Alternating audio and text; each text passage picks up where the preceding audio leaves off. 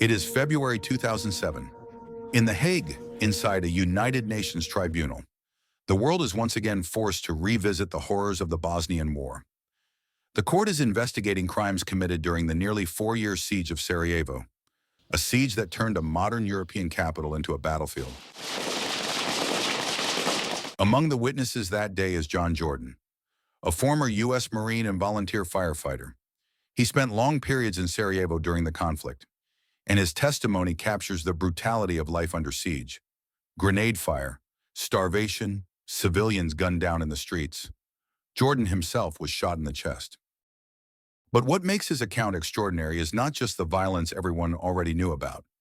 It is his claim that some of the snipers were not soldiers at all. They were wealthy foreigners, men who had paid money to travel into a war zone simply for the chance to kill. He called them tourist shooters. For the first time, rumors of human hunters in Sarajevo had reached a court of law. The idea seemed unthinkable.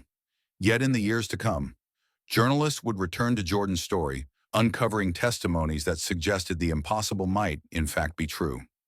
To understand this, we need to return to 1992.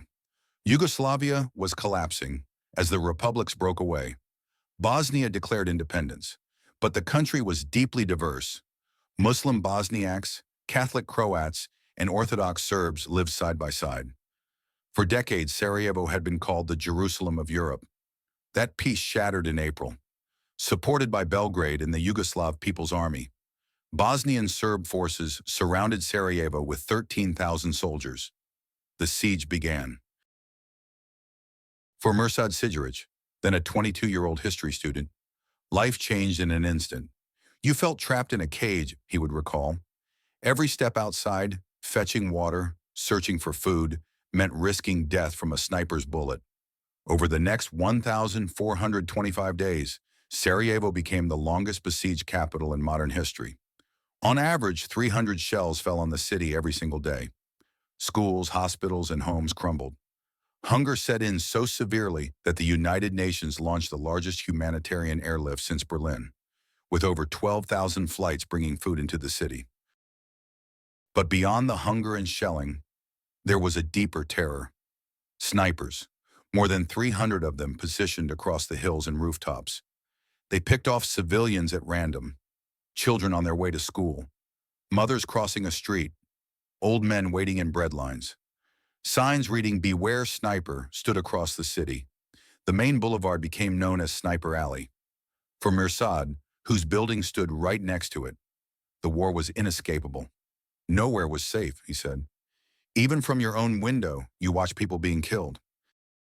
On the other side of the Atlantic, John Jordan could not just watch.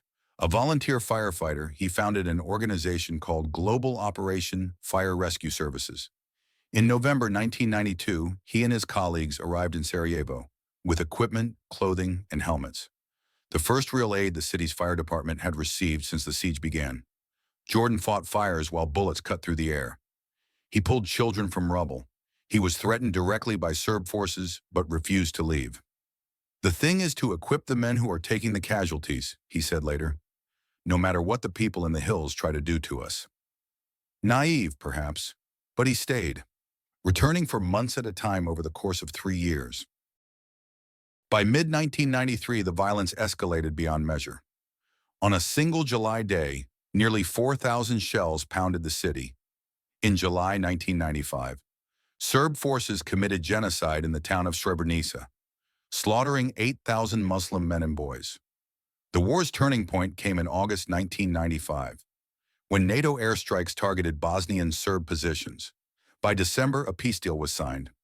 On February 29, 1996, after nearly 4 years, the siege of Sarajevo finally ended. Some 12,000 residents were dead. Even during the conflict, the United Nations had recognized the scale of the crimes. In 1993, it established the International Criminal Tribunal for the former Yugoslavia. In 2007, one of its most significant trials began. Dragomir Milosevic, a Bosnian Serb commander, stood accused of terrorizing Sarajevo's population. More than 130 witnesses testified, among them John Jordan.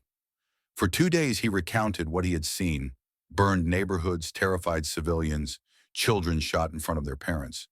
But he also described those other men. They wore strange combinations of military and civilian clothing. They carried hunting rifles, massive and out of place in an urban battlefield. They seemed lost in the city and had to be led by Serb soldiers. Jordan called them tourist shooters, foreigners who, he claimed, had paid huge sums for the chance to snipe civilians. He thought some might have been German. He said they were given the best positions, high in the hills, where the people below were easy targets. It was a staggering allegation. Jordan admitted he never actually saw one of them pull the trigger, but he insisted their presence was an open secret during the siege. The tribunal noted his words, then moved on.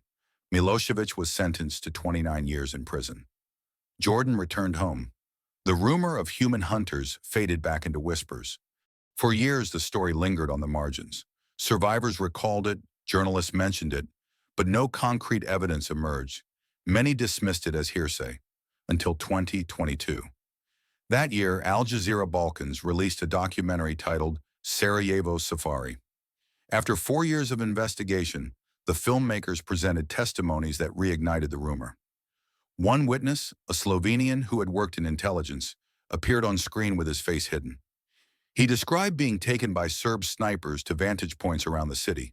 There, he claimed, he saw foreigners being handed rifles and binoculars, treated like hunters on safari. He said he watched through binoculars as one shot down a target and that another aimed his weapon at a child. Shooting children, he was told, cost more. Another witness, Edin Subasic, a Bosnian intelligence officer, recounted how a captured fighter revealed stories of foreigners arriving from the US, Canada, Russia, and Italy. They traveled by bus to Pale, a Serb stronghold outside Sarajevo, before being escorted into the city. Subasic claimed UN and Italian intelligence later confirmed such operations and neutralized at least one. When Sarajevo Safari aired, Bosnia split along familiar fault lines. Survivors like Mirsad were not shocked. He recalled that sniper fire often intensified on weekends. Locals even called those who came weekend warriors. For him, the idea of foreign hunters fit too well with what people already suspected. But Bosnian Serb communities rejected the film outright. Their representatives called it a vile lie, an insult to their dead. Director Miran Zupanic faced fierce backlash. He later said his goal was not to condemn an entire people, but to ask a chilling question. What kind of person would pay to kill civilians for sport? The scars of the siege are still visible. Walls across Sarajevo are pocked with bullet holes. The Museum of Crimes Against Humanity stands as a reminder of more than 100,000 lives lost across Bosnia. Ethnic divisions remain deep. Rising nationalist rhetoric and denial of atrocities keep tensions alive. And so the story of the human hunters hovers between fact and rumor. A testimony in court, a documentary decades later, survivors who believe, others who deny. Perhaps one day new evidence will surface, perhaps not. But for those who lived through the siege, the question is not whether it could have happened. It is whether the world will ever care enough to find out. As Mirsad put it, even if you only watch from your window, you carry it with you forever. And you ask yourself, who was behind those rifles?